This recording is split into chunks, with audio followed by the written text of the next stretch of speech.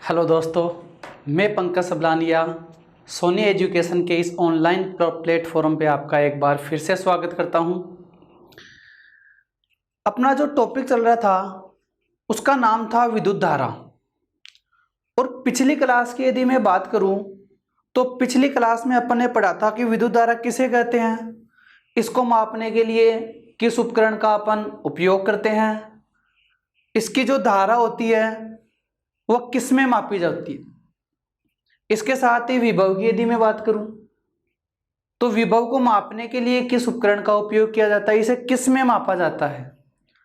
तो देखिए दोस्तों, इसी को आगे बढ़ाते हुए अपन आज की बात करेंगे। अपना टॉपिक कौन सा चल रहा था? विद्युत धारा।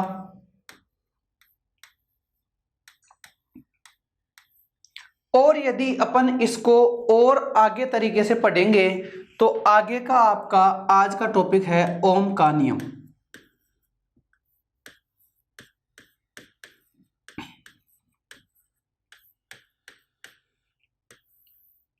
देखिए दोस्तों, अपन बात कर रहे हैं ओम के नियम की, तो सीधी सी बात है कि जो ये ओम का नियम है ये किस वैज्ञानिक ने दिया।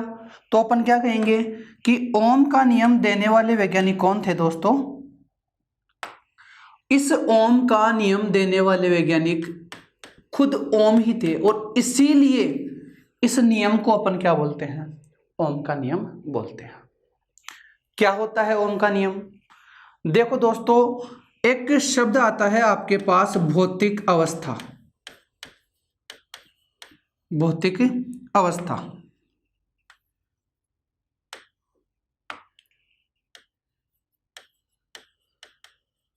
अब ये भौतिक अवस्था देखिए दोस्तों क्या होती है। भौतिक अवस्था का मतलब होता है तापमान, दाब, आयतन। यदि इन सब का मान समान हो, इन सब का मान क्या हो दोस्तों? समान हो। तो ओम ने क्या बताया? यदि भौतिक अवस्थाएं, जैसे मैं बात करूं तापमान की, दाब की, आयतन की, यदि इन सब का मान समान होता है तो किसी भी तार में प्रवाहित धारा का मान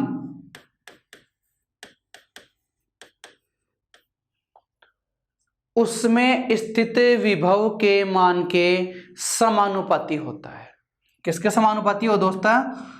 विभव के मान के समानुपाती हो जाता है।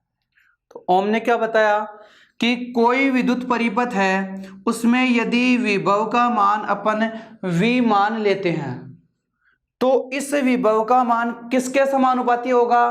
तो अपन बात करेंगे इस विभव का मान समानुपाती हो जाता है किसके? धारा के मान के।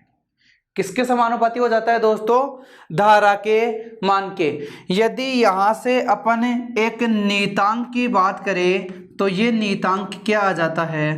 आर नियतांक आ जाता है, जिसे अपन क्या बोलते हैं? प्रतिरोध। यहां पे आर क्या हो जाएगा दोस्तों? आर का मान हो जाएगा यहां पे प्रतिरोध। क्या हो जाएगा दोस्तों? प्रतिरोध। ओम का नियम क्या हुआ? यदि भौतिक अवस्थाएं समान होती है, भौतिक अवस्थाओं की मैं बात करूं, तापमान, दाब, आयतन, इन सब का मान यदि समान होता है तो किसी भी विद्युत परिपथ में विभव का मान उसमें प्रवाहित धारा के मान के क्या हो जाता है दोस्तों? समानुपाती हो जाता है। और जैसे ही यहां से अपन एक नियतांक का मान लेते हैं, वो नियतांक क्या कहलाता है? प्रतिरोध कहलाता है। और समीकरण क्या बन जाएगा? V बराबर IR। यदि यहां से मैं इस R का मान निकालूं तो R का मान क्या हो जाएगा दोस्तों? V बटे I। क्या हो जाता है? V बटे I। अब यदि मैं इसके मात्रक की बात करूं कि इस प्रतिरोध का मात्रक क्या होता है, तो देखिए दोस्तों, मैंने विभव का मात्रक आपको बता रखा है। विभव का मात्रक क्या होता है? वोल्ट होता है। धारा का मात्रक मैंने आपको बता रखा है, धारा का मात्रक क्या होता है, एम्पियर होता है। और इस प्रकार से इस प्रतिरोध का मात्रक क्या हो जाता है दोस्तों, प्रतिरोध का मात्रक क्या हो जाएगा, तो प्रतिरोध का मात्रक क्या हो जाएगा दोस्तों, वोल्ट बटे एम्पियर। लेकिन मैंने आपको एक चीज बता रखी है कि भौतिक विज्ञान में जो वैज्ञानिक जिस चीज की खोज करता है वो ही उसका एसआई मात्रक कहलाता है। तो देखिए दोस्तों, इस प्रतिरोध के बारे में बताने वाले वैज्ञानिक कौन थे, तो अपन कहेंगे इसके बारे में बताने वाले वैज्ञानिक तो कौन थे, ओम थे। कौन थे दोस्तों, ओम थे। और इस कारण से इसका एसआई मात्रक भी क्या कहलाएगा, ओम ही कहलाता है। क्या कहलाता है दोस्तों, ओम ही कहलाता है। तो आपको ध्यान ये रखना है कि इस प्रतिरोध का जो मात्रक होगा वो वोल्ट बटे एम्पियर भी होता है, लेकिन एसआई मात्रक की यदि मैं बात करूं तो इसका एसआई मात्रक क्या हो जाएगा, इसका एसआई मात्रक हो जाता है ओम। क्या हो जाता है दोस्तों, इसका एसआई मात्रक हो जाएगा ओम हो जाता है। तो आपको ये बातें ध्यान में रखनी है कि एसआई मात्रक ओम होता है, इसके अतिरिक्त वोल्ट बटे एम्पियर भी इसी का मात्रक होता है। देखिए दोस्तों, इसके यदि मैं ग्राफ की बात करूं,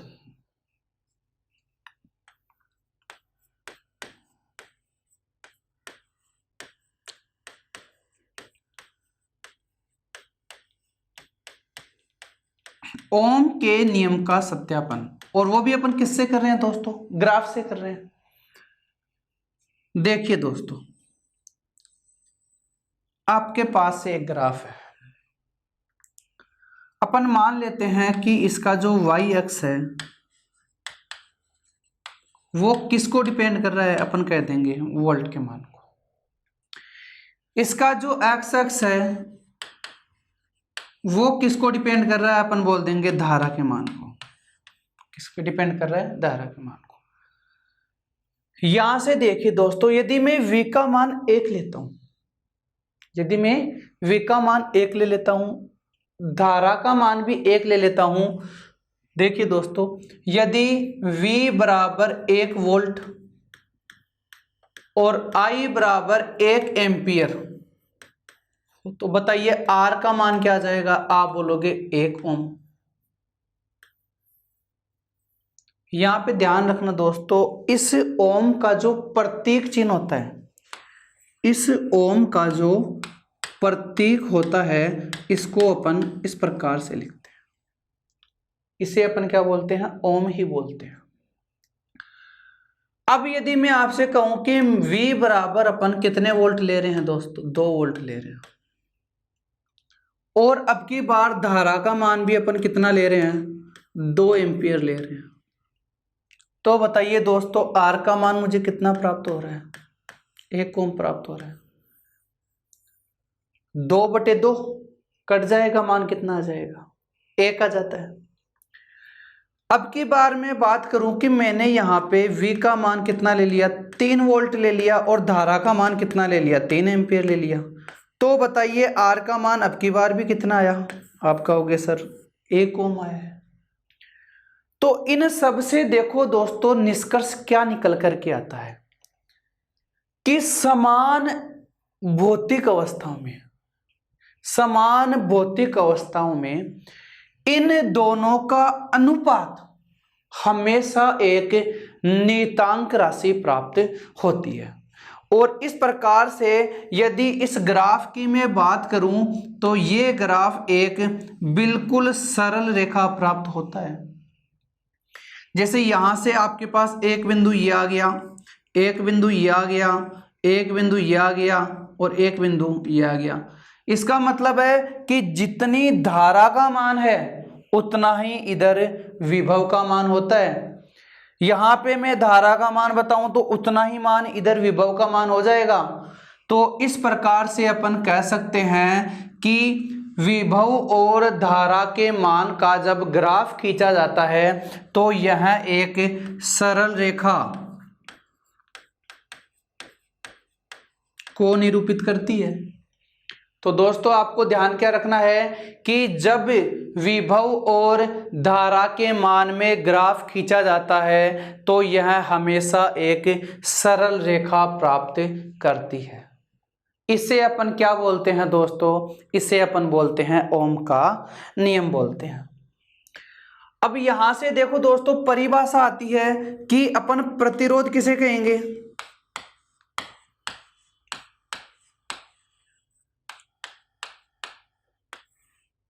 रेजिडेंशियल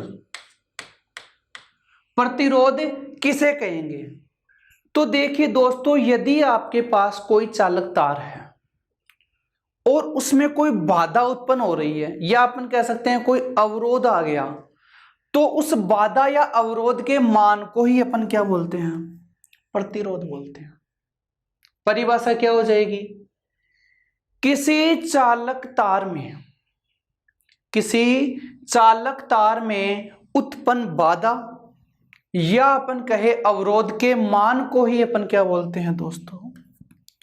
प्रतिरोध बोलते हैं। और दूसरी परिभाषा देखो यहां से अपन निकाल चुके हैं। दूसरी परिभाषा क्या आ जाएगी?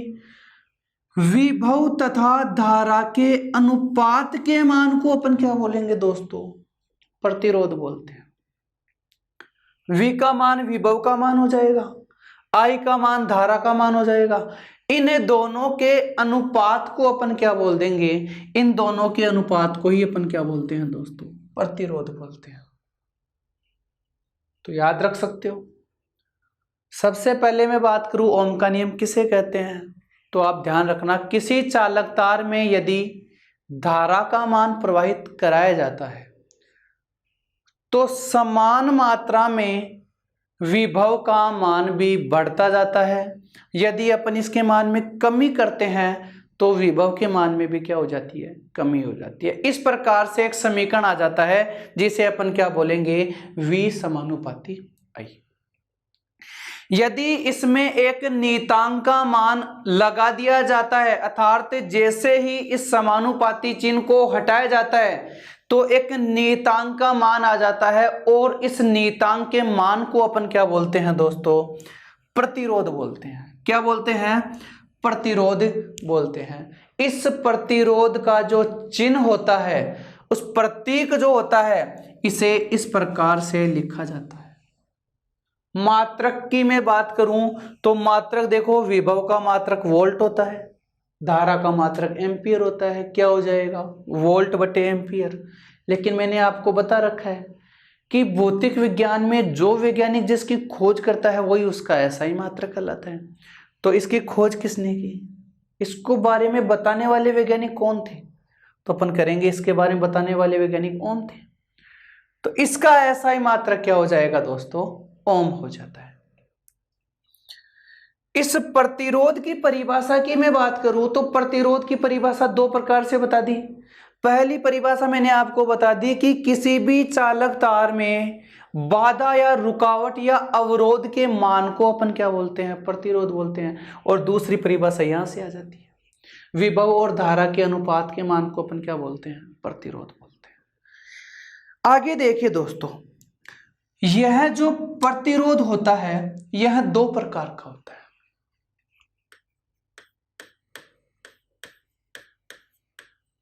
प्रतिरोध कितने प्रकार का होता है?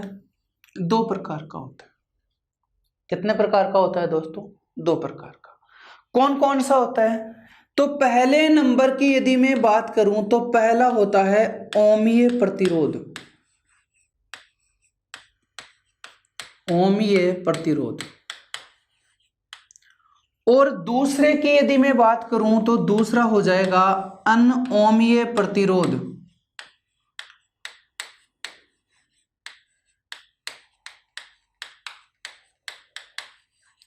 देखिए दोस्तों, दोनों को देख करके अपन इनकी परिभाषा का अनुमान आसानी से लगा सकते हैं।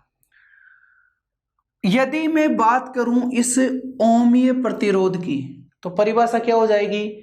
जो ओम के नियम का पालन करते हैं, जो ओम के नियम का पालन करते हैं, कौन से प्रतिरोध कहलाते हैं? ओमीय प्रतिरोध कहलाते हैं। और जो ओम के नियम का पालन नहीं करते हैं कौन से प्रतिरोध कहलाएंगे? अनओमीय प्रतिरोध कहलाते हैं। अब ओम के नियम का पालन कैसे करें और कैसे नहीं करें? यदि इनके द्वारा किसी का भी यदि उपयोग किया जाता है और वो सारे के सारे यदि इस चीज को लागू करते हैं तो वो सारे के सारे क्या कहलाएंगे? ओमीय प्रतिरोध कहलाते हैं। और यदि इसका पालन नहीं करेंगे अर्थात यदि विभव का मान बढ़ा रहे हैं और धारा का मान कम हो जाता है या स्थिर रहता है, अपन कह सकते हैं कि ये ओम के नियम का पालन नहीं कर रहा है। तो इस प्रकार के प्रतिरोध के मान को अपन क्या बोलते हैं? अनओमीय प्रतिरोध कहते हैं। बात करें ओम के नियम का पालन कौन कौन करते हैं, तो देखिए दोस्तों, मैंने एक तो आपको बता दिया कि ओम के नियम का पालन प्रतिरोध करते हैं। दूसरी में बात करूं प्रेरकत्व, तो जो प्रेरकत्व होते हैं वो भी ओम के नियम का पालन करते हैं। और तीसरी में बात करूं संधारित्र, ये भी ओम के नियम का पालन करते हैं। तो प्रश्न आपके पास इस प्रकार से बन जाएगा, निम्न में से ओम के नियम का पालन करते हैं। आपके पास ऑप्शन आएगा प्रतिरोध, आपके पास ऑप्शन मिलेगा प्रेरकत्व और ऑप्शन मिलेगा संधारित्र। तो ध्यान रखना दोस्तों, अपन यहाँ पे केवल पढ़ रहे हैं ओमीय प्रतिरोध, मतलब बात कर रहे हैं अपन केवल प्रतिरोध की। तो आपको ये नहीं समझना है कि केवल प्रतिरोध ही इनका पालन करते हैं। ओम के नियम का पालन प्रेरकत्व भी करते हैं और साथ में संधारित्र भी करते हैं। अर्थात संधारित्र, प्रेरकत्व और प्रतिरोध, ये तीनों के तीनों ओम के नियम का पालन करते हैं। ये आपको दोस्तों ध्यान में रखना है। बात करता हूं मैं इनके उदाहरणों की। तो देखो दोस्तों, पहला इनका उदाहरण कौन सा हो जाएगा? मैग्नीज का तार।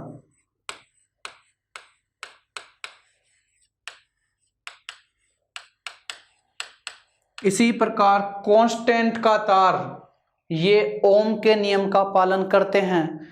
और ओम के नियम का पालन करने के साथ ही इसे अपन कौन से प्रतिरोध कहेंगे? ओमीय प्रतिरोध कहते हैं। बात करते हैं अपन अनओमीय प्रतिरोध की। अनओमीय प्रतिरोध में आ जाएगा जैसे डायोड बल्ब,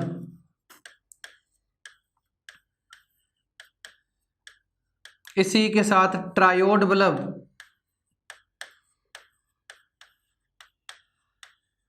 इन्हें अपन क्या कहते हैं दोस्तों? अनओमीय प्रतिरोध के उदाहरण कहते हैं। ये तो किसके उदाहरण हो जाएंगे? अनओमीय प्रतिरोध के। और ये किसके उदाहरण हो जाएंगे? ओमीय प्रतिरोध के उदाहरण हो जाते हैं। तो आपको ध्यान रखना है, ओम के नियम का पालन कौन कौन करते हैं? संधारित्र करता है, प्रतिरोध करता है और प्रेरकत्व करता है। आगे यदि मैं देखो दोस्तों बात करूं कि जो ओम के नियम होते हैं वो कितने प्रकार से संयोजन के रूप में होते हैं, तो देखिए दोस्तों, अपन बात कर रहे हैं प्रतिरोधों का संयोजन।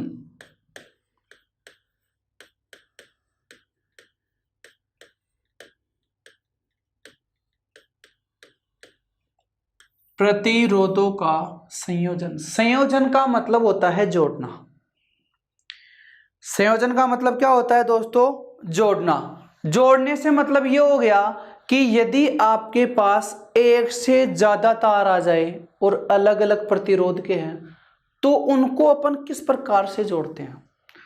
तो जोड़ने के साथ ही इनका जो संयोजन होता है ये भी कितने प्रकार का होता है? 2 प्रकार का होता है। पहले अपन बात करें श्रेणी क्रम संयोजन की। श्रेणी क्रम संयोजन,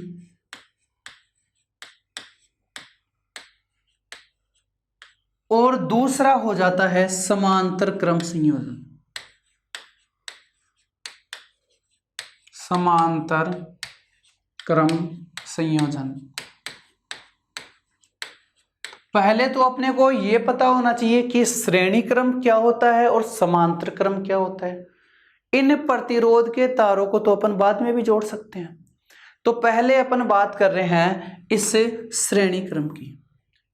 तो देखिए दोस्तों, श्रेणी क्रम का मतलब ये होता है कि जैसे मेरे पास दो से अधिक, 3 भी हो सकते हैं, 4 भी हो सकते हैं, 5 भी हो सकते हैं, अलग अलग प्रतिरोध के तार दिए हुए हैं। एक मेरे पास प्रतिरोध ये आ गया, ये इसका पहला सिरा है और ये इसका दूसरा सिरा है। ये आपके पास है पहला प्रतिरोध। इसी प्रकार से दूसरा एक तार एक और है, ये इसका पहला सिरा है और ये इसका दूसरा सिरा है। और इसी प्रकार से एक तार आपके पास और है और ये तो इसका पहला सिरा है और ये कौन सा सिरा हो जाता है, दूसरा सिरा। अपन बात कर रहे हैं श्रेणी क्रम संयोजन की। तो इन तीनों तारों को जोड़ना है, लेकिन जोड़ना कैसे है, श्रेणी क्रम के अनुसार। अब देखिए दोस्तों, श्रेणी क्रम क्या हो जाएगा, मेरे पास पहला तार तो देखो ऐसे कैसे आ गया, इस दूसरे तार का यहां पर अपन यदि संयोजन कर देते हैं तो अपन क्या कहेंगे, पहले तार का दूसरा सिरा दूसरे तार के पहले सिरे से जोड़ रहे हैं दोस्तों। इसी प्रकार से यदि ये तीसरा उठा करके इसके पास में रख दूं मैं, तो क्या बोलेंगे, दूसरे तार का दूसरा सिरा भी तीसरे तार के पहले सिरे से जोड़ देते हैं और यहां पर ये अपने जोड़ दिया। तो इस प्रकार के संयोजन को अपन क्या बोलते हैं, श्रेणी क्रम संयोजन बोल देते हैं। श्रेणी क्रम संयोजन का मतलब क्या हुआ, जब किसी प्रतिरोध तार के पहले सिरे को, पहले तार के दूसरे सिरे को इस दूसरे तार के पहले सिरे से जोड़ रहे हैं तथा दूसरे तार के दूसरे सिरे को तीसरे तार के पहले सिरे से, अर्थात क्रमबद्ध लगातार एक के बाद अगला, फिर उसके बाद अगला, फिर उसके बाद अगला, इस प्रकार के संयोजन को अपन क्या बोलते हैं, श्रेणी क्रम संयोजन बोल देते हैं। यदि मैं बात करूं इस समांतर क्रम संयोजन की, तो देखिए दोस्तों, मेरे पास 3 प्रतिरोध तार इस प्रकार से हैं, ये पहला हो गया, ये दूसरा हो गया और ये तीसरा हो गया। इस प्रकार से मेरे पास 3 प्रतिरोध तार दिए हुए थे। अब की बार इन सब के पहले सिरे को मैं एक ही बिंदु से जोड़ देता हूं और दूसरे सिरे को भी एक कॉमन बिंदु से जोड़ देता हूं। इन तीनों के पहले सिरे को एक बिंदु से, इन तीनों के दूसरे सिरे को दूसरे बिंदु से। इस प्रकार के संयोजन को अपन क्या बोलते हैं, समांतर क्रम संयोजन बोलते हैं। तो समझ में आई बात। श्रेणी क्रम संयोजन का मतलब तो क्या हुआ कि आपको प्रत्येक तार को आगे से आगे क्रमबद्ध रूप से जोड़ना होता है, जबकि समांतर क्रम संयोजन में ऐसा नहीं होता है। समांतर क्रम संयोजन में आपके पास कितने भी तार दिए हुए हो, उन सब के 2 ही सिरे होते हैं, एक पहला सिरा होगा और एक दूसरा सिरा होगा। सभी के तारों को एक साथ पहले सिरे से पहला बिंदु पर और सभी के दूसरे सिरे को एक साथ दूसरे बिंदु पर जोड़ देते हैं। इस प्रकार का संयोजन क्या कहलाता है, समांतर क्रम संयोजन कहलाता है। अब देखिए दोस्तों, इन दोनों संयोजन से संबंधित अपन कुछ बात करते हैं। पहला अपन बात करेंगे श्रेणी क्रम संयोजन का। पहला अपन किसका पढ़ेंगे, श्रेणी क्रम संयोजन।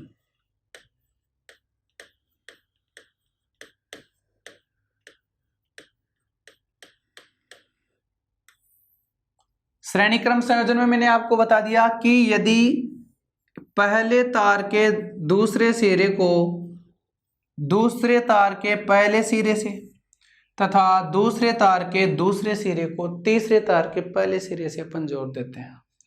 ये ए बिंदु हो गया, ये बी बिंदु हो गया।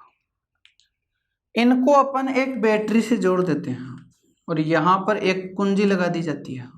ये प्लस सिरा हो जाएगा, ये माइनस सिरा हो जाएगा और इसको अपन क्या बोलते हैं?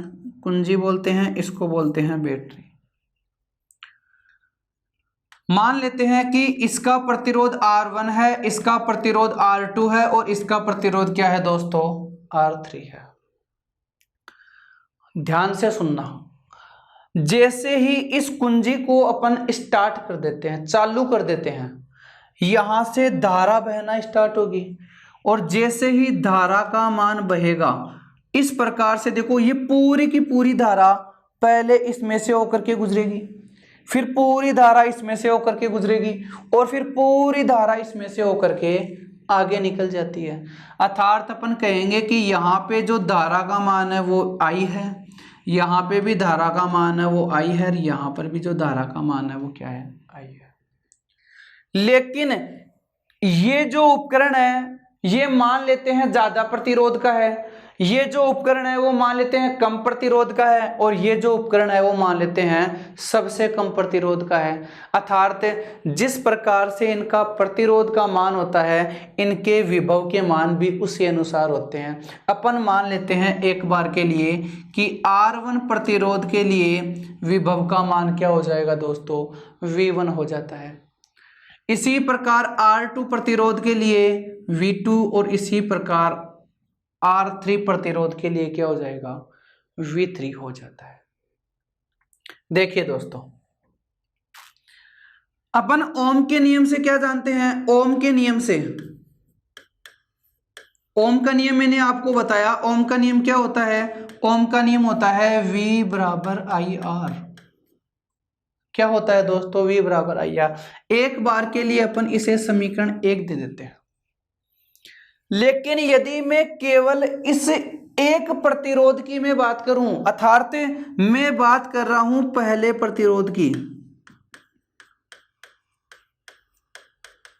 पहले प्रतिरोध के लिए, तो देखिए दोस्तों यहां पे पहले प्रतिरोध की मैं बात करूंगा तो मेरे पास V के स्थान पर मान क्या आ गया? आप कहोगे सर V1 आ गया। इसी प्रकार धारा का मान तो समान है इसलिए धारा का मान हो जाएगा I, लेकिन प्रतिरोध का मान वापस क्या हो जाता है? R1 हो जाता है दोस्तों। और यहां पर इसे अपन क्या बोल देते हैं फिर? समीकरण नंबर 2। इसी प्रकार यदि मैं दूसरे प्रतिरोध की बात करूं, दूसरे तार की बात करूं, तो इसके लिए जो विभव का मान हो जाएगा वो कितना हो जाता है? V2 हो जाता है। और यहां पर मान क्या आ जाएगा? IR2। समीकरण नंबर क्या हो गया दोस्तों? 3 हो गया। और इसी प्रकार यदि मैं तीसरे तार की बात करूं तो तीसरे प्रतिरोध के लिए दोस्तों क्या हो जाएगा मान? तो वो देखिए तीसरे प्रतिरोध के लिए मान हो जाएगा V3। यहां पर आपको दिया हुआ साफ साफ V3 मान है और ये वाला मान हो जाएगा IR3। समीकरण नंबर 4 हो जाएगा। अब अपन जानते हैं कि यहां से जो V का मान निकल रहा है वो सारा का सारा यहां से निकल रहा है। इसी में से V1 टूटा, इसी में से V2 टूट गया, इसी में से V3। तो अपन ऐसा कह सकते हैं कि V का मान जो है वो इन सब के योग के बराबर होगा दोस्तों। कह सकते हैं V का जो मान है वो क्या से आता है? इन सब का यदि अपन योग कर देते हैं तो वो किसका मान बन जाता है? वो मान बन जाता है दोस्तों V का। और इस प्रकार से आपके पास ये जो समीकरण आती है वो मान लेते हैं कितना है? 5 है। आपके पास V का मान है, आपके पास V1 का मान है, आपके पास V2 का मान है, आपके पास V3 का मान है। समीकरण 5 में इन सब का अपन मान रख दें। समीकरण 5 में अपन 1 का, 2 का, 3 का और साथ में 4 का मान रख देते हैं। तो क्या हो जाएगा दोस्तों, देखो V का मान मेरे पास क्या है, आप कहोगे सर IR है। V1 का मान क्या है, IR1 है। V2 का मान क्या है, IR2 है। V3 का मान क्या है, IR3 है। क्या दोस्तों इन सब में से I कॉमन आ रहा है क्या? देखिए यदि मैं यहां से I कॉमन ले लेता हूं तो मेरे पास मान क्या बच जाएगा, R1 plus R2 plus R3, और I से I कैंसिल हो जाएगा, मेरे पास क्या बच जाएगा, R1 plus R2 plus R3। मैंने आपसे क्या कहा था दोस्तों कि यदि इस प्रकार का कोई मान दिया हुआ हो तो अपन तीनों को लगातार जोड़ते जाते हैं। यहां पर आप देख सकते हो कि टोटल प्रतिरोध का मान तीनों का योग होता है। अब यदि कोई आपसे प्रश्न पूछ ले कि मेरे पास 3 तार दिए हुए हैं, R1 का मान आपके पास है 3 ओम। एग्जाम में ऐसे प्रश्न आते हैं दोस्तों, तो आपको कैसे सोल्व करना है, R2 का मान आ गया आपके पास 5 ओम और R3 का मान आ गया आपके पास 6 ओम। और आपसे प्रश्न क्या पूछेगा कि यदि ये तीनों तार श्रेणी क्रम संयोजन में जुड़े हुए हैं तो बताइए इन तीनों के तुल्य प्रतिरोध का मान क्या होगा। ये जो है इसे अपन क्या बोलते हैं दोस्तों, इसे ही अपन तुल्य प्रतिरोध बोलते हैं। और यदि इसके लिए मैं तुल्य प्रतिरोध का मान निकालूंगा तो कितना हो जाएगा, R1 की जगह अपन R1 का मान रख देंगे, यह आ जाएगा 3 ओम, प्लस R2 के लिए अपन 5 ओम मान रख देंगे, और इसी प्रकार से R3 के लिए अपन 6 ओम का मान रख देते हैं। और इस प्रकार से टोटल प्रतिरोध का मान कितना हो जाएगा, 3 और 5 8, 8 और 6 कितने हो गए, 14। ये आ जाता है इसके टोटल प्रतिरोध का मान। तो श्रेणी क्रम संयोजन में टोटल प्रतिरोध का मान, तुल्य प्रतिरोध का मान, कुल प्रतिरोध का मान आपको पूछे तो क्या करना है, जितने प्रतिरोध का मान आपको दिया हुआ होता है उन सब का क्या करना है, जोड़ना होता है। और इन सब को जैसे ही अपन जोड़ते हैं इनके तुल्य प्रतिरोध का मान आ जाता है। कैसे करना है, R बराबर R1 plus R2 plus R3, और इस प्रकार से इनका तुल्य प्रतिरोध ज्ञात कर लिया जाता है। आशा करता हूं कि आप समझ गए होंगे।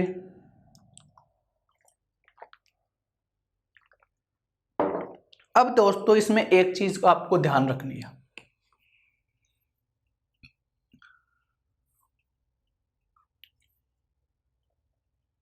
यदि मैं इस बैटरी में से यहां से मैं पावर कट कर दूं,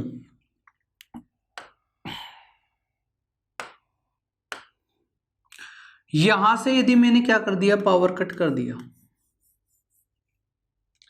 और पावर कट करने के बाद क्या आगे धारा बहेगी, यहां से यदि मैंने पावर को कट कर दिया, धारा का मान आगे बहेगा क्या, आगे कहां से बहेगा दोस्तों, मैंने यहां से धारा के मान को हटा दिया है तो आगे धारा नहीं बहती है। इसका मतलब ये सारे के सारे जितने भी उपकरण है वो क्या हो जाएंगे, बंद हो जाते हैं दोस्तों। तो यदि मैं श्रेणी क्रम संयोजन की यदि मैं बात करूं तो अपने घरों में एक फ्यूज तार लगाया जाता है। क्या होता है फ्यूज तार, फ्यूज तार का मतलब वो होता है कि अपने घरों में यदि इस फ्यूज तार को निकाल दिया जाता है तो पूरे घरों में अपनी जो लाइट होती है वो चली जाती है। अर्थात इस फ्यूज तार में से मैंने धारा को बहाना बंद कर दिया है तो आगे क्या धारा जाएगी क्या, अपन कहेंगे नहीं जाएगी। अपने को पता है कि यदि यहां से मैंने पावर कट कर दिया है तो आगे धारा जाएगी क्या, नहीं जाएगी। तो ध्यान रखना दोस्तों, फ्यूज तार कौन से क्रम में जुड़ा हुआ रहता है, श्रेणी क्रम में जुड़ा हुआ रहता है। ध्यान रखना दोस्तों, प्रश्न आपके पास आ जाए कि फ्यूज तार के स्थान पर आजकल घरों में किसका उपयोग हो रहा है तो आपको बताना है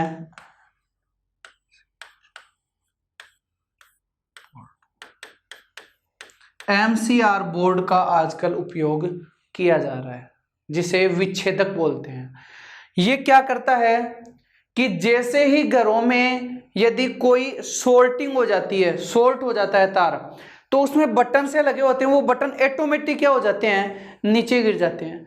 और जैसे ही वो बटन नीचे गिरेंगे, यहां से पावर क्या हो जाता है, कट हो जाता है। और पावर कट हो जाने के साथ ही आगे की सारी जो बिजली होती है वो क्या हो जाती है दोस्तों, बंद हो जाती है। तो आशा करता हूं आप समझ गए होंगे कि फ्यूज तार जो होता है वो विद्युत परिपथ में कौन से क्रम में लगाया जाता है दोस्तों, श्रेणी क्रम में लगाया जाता है। दूसरी आपको इंपॉर्टेंट बात यह ध्यान रखनी है कि श्रेणी क्रम संयोजन में धारा का मान देखो समान होता है, लेकिन विभव का मान क्या होता है दोस्तों, अलग अलग होता है। अपन कह सकते हैं कि इसमें धारा तो क्या रहेगी, समान, लेकिन विभव का जो मान है वो क्या हो जाता है दोस्तों, अलग अलग हो जाता है। तो समझ में आ गई बात श्रेणी क्रम की। अब अपन बात करते हैं समांतर क्रम की। दूसरा आपके पास कौन सा आ जाता है, समांतर क्रम संयोजन। समांतर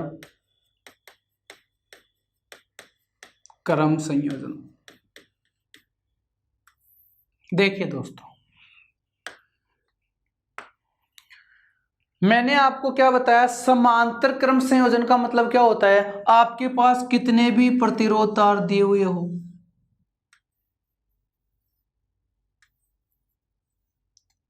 उन सब का पहला सिरा एक कॉमन बिंदु से, मैंने आपसे कहा कि इन तीनों को अपन इस ए बिंदु से जोड़ रहे हैं, इनका दूसरा सिरा दूसरे कॉमन बिंदु से, मैंने आपसे कहा अपन बी वाले बिंदु से जोड़ रहे हैं, और इसमें बैटरी लगा दी जाती है, कुंजी लगा दी जाती है, और ये इस प्रकार से एक विद्युत परिपथ बना दिया जाता है।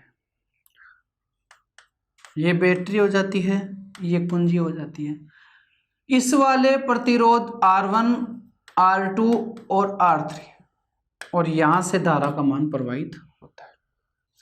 दोस्तों इसमें ध्यान क्या रखना है, देखो जैसे ही अपन कुंजी को स्टार्ट करते हैं धारा का मान प्रवाहित होता है, यहां तक जो धारा आती है वो तो आई है, क्यों, क्योंकि लगातार जा रही है।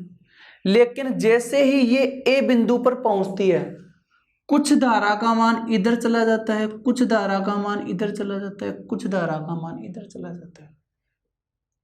अपन ने क्या किया कि यहां से जैसे ही धारा का मान प्रवाहित होता है, यहां तक तो ये धारा का मान समान है, लेकिन आगे की यदि मैं बात करूं तो यहां पर मान लेते हैं धारा का मान I1 है, यहां पर मान लेते हैं I2 है, और यहां पर मान लेते हैं I3 है। यहां से धारा बह करके यहां पे धारा I1 है, ये धारा सीधी बह गई और यहाँ पे I2 है, और ये धारा यहाँ पे क्या आ जाती है, I3। इस वाले बिंदु पे ये वापस तीनों जुड़ जाती है, और धारा वापस क्या बन जाती है, I1 plus I2 plus I3, ये तीनों मिलकर के वापस यहाँ पे धारा क्या बना लेती है, I ही बना लेती है। जो इसके प्रारंभ में धारा थी वो ही आखिरी में प्राप्त हो जाती है। अब की बार आपको ध्यान क्या रखना है, मैंने आपको इस क्लास में देखो क्या बताया था दोस्तों, धारा का मान समान था लेकिन विभव का मान क्या था, अलग अलग। अब मैं क्या कह रहा हूं, धारा का मान तो क्या आ गया, अलग अलग आ गया, धारा का मान तो क्या आ गया, अलग अलग। इसलिए विभव का मान क्या हो गया दोस्तों, विभव का मान क्या हो जाएगा, समान। अपन क्या कहेंगे कि यहां पर भी जो विभव का मान है वो v रहेगा, यहां पर भी v रहेगा, और यहां पर भी क्या रहेगा, v ही रहता है। अब देखो ओम के नियम से अपन जानते हैं,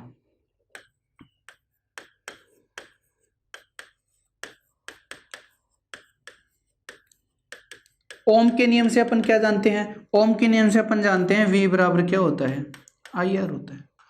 V तो समान है, मुझे किसका मान चाहिए, मुझे तो I का मान चाहिए। तो बताइए दोस्तों, यहां से यदि मैं I का मान ज्ञात करूंगा तो R बट्टे में आ जाएगा, मान क्या हो जाएगा, समीकरण नंबर 1। ये तो हो गया इस टोटल धारा का मान, जहां से ये धारा प्रवाहित हो रही थी उस टोटल धारा का मान कितना है, I है। लेकिन मैं बात करूं केवल इस वाले धारा की, I1 की, तो देखिए दोस्तों, पहले प्रतिरोध के लिए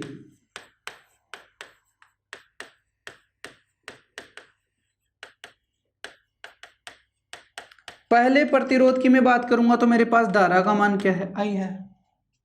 V का मान V ही है, लेकिन R का मान क्या आ गया, R1 आ गया, समीकरण नंबर 2। इसी प्रकार यदि मैं दूसरे प्रतिरोध की मैं बात करूं,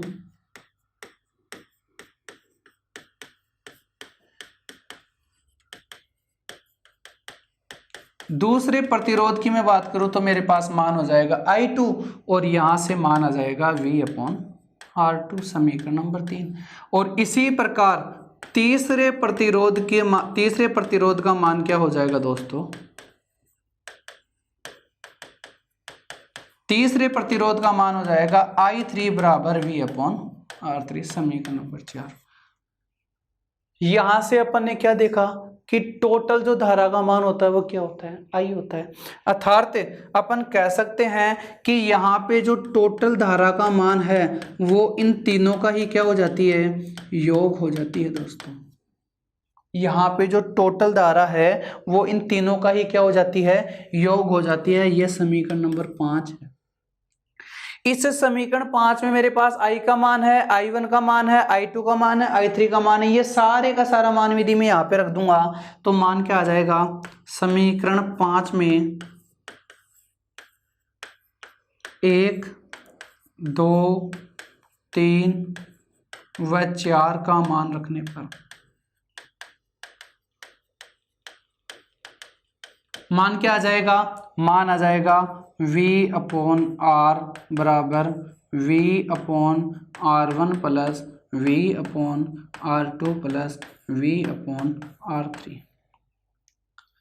और यदि अपन इसे सोल्व करेंगे तो देखिए दोस्तों, V/R तो इधर है, इन सब में V मेरे पास कॉमन आ गया, क्या बच जाएगा, 1/R1, 1/R2 और 1/R3।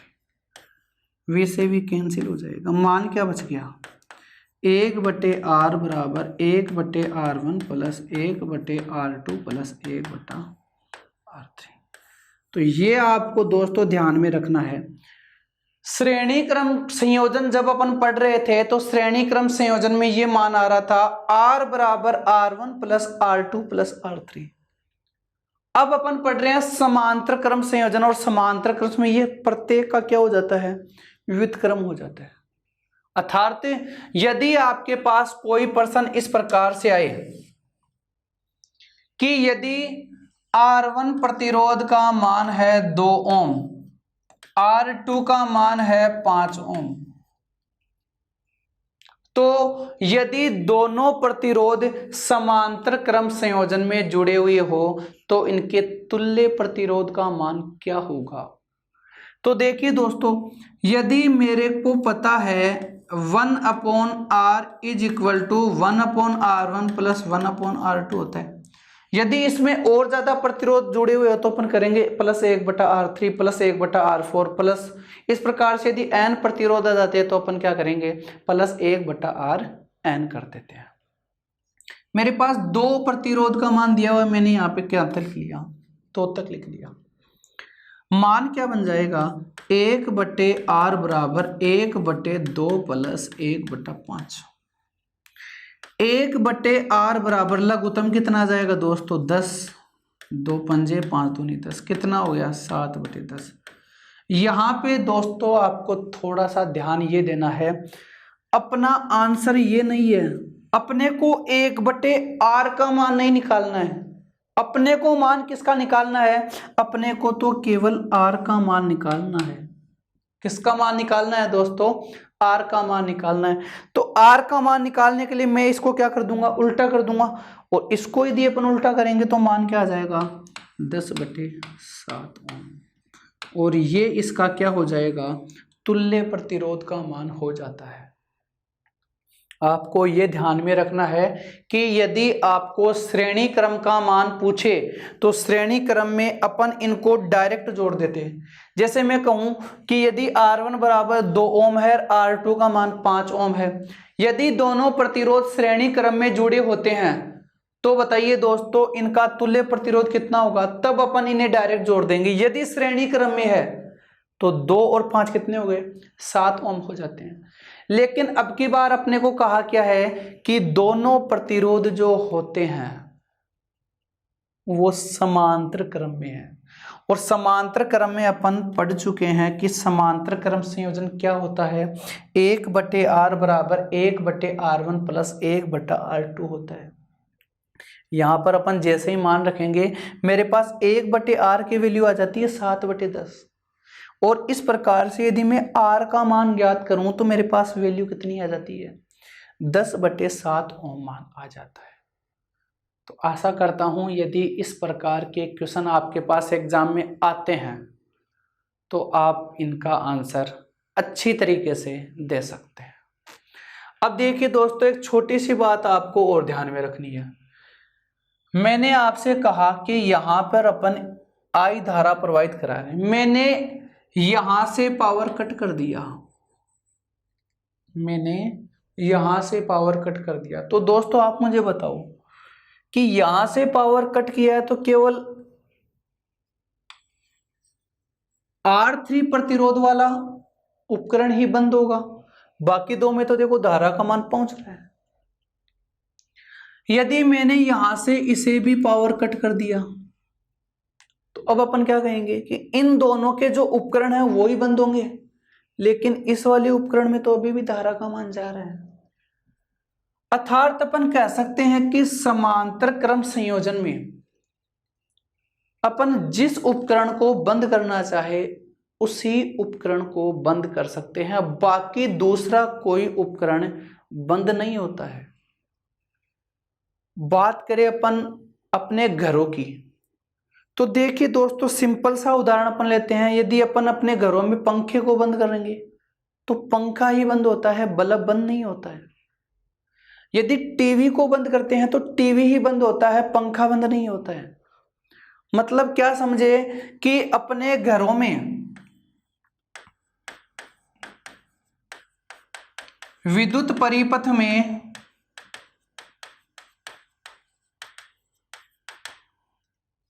कौन सा संयोजन होता है, तो दोस्तों ध्यान रखना कौन सा संयोजन होता है, समांतर क्रम संयोजन होता है। समांतर क्रम संयोजन, समांतर क्रम संयोजन का उपयोग किया जाता है। क्यों किया जाता है, तो मैंने आपको बता दिया कि समांतर क्रम संयोजन में क्या होता है कि अपन जिस उपकरण को बंद करना चाहे तो केवल वो एक ही उपकरण बंद होता है, बाकी के उपकरण चालू रहते हैं। तो अपने घरों में ऐसा ही तो होता है। यदि आपको लाइट को बंद करनी होती है तो लाइट ही बंद होती है, पंखा बंद नहीं होता है। तो आशा करता हूं आप इस चीज को समझ गए होंगे। यहां पे दोस्तों आपको एक चीज ये ध्यान रखनी है कि यहां पर धारा का मान अलग अलग होता है जबकि विभव का मान क्या है, समान है। लेकिन यहां पे मैंने आपको क्या बताया है, श्रेणी क्रम संयोजन यदि अपन पढ़ते हैं तो उसमें धारा का मान तो समान रहता है, लेकिन विभव का मान क्या हो जाता है दोस्तों, अलग अलग हो जाता है। आगे बात करेंगे अपन नेक्स्ट क्लास में। नेक्स्ट क्लास में अपन देखेंगे कि जो प्रतिरोध होते हैं, एक मनुष्य का प्रतिरोध कितना होता है, यदि वह शुष्क अवस्था में है तो उसका प्रतिरोध का मान कितना होगा, प्रतिरोध की निर्भरता किन किन चीजों पर होती है, विशिष्ट प्रतिरोध का मान क्या होता है, चालकता क्या होती है। तो इन सब के बारे में अपन बात करेंगे नेक्स्ट क्लास में।